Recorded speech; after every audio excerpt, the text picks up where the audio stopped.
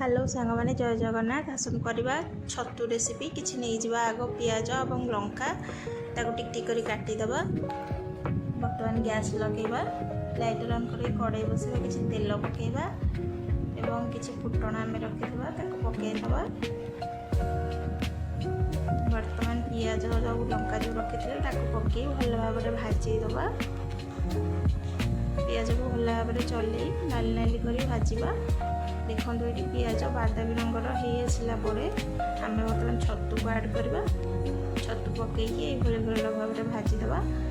भाजी सारापर से पानी मरीज एवं कलर आसीज। देखो बर्तमान होगला आम छतु रेसिपी रेडी होगला छतु मसला।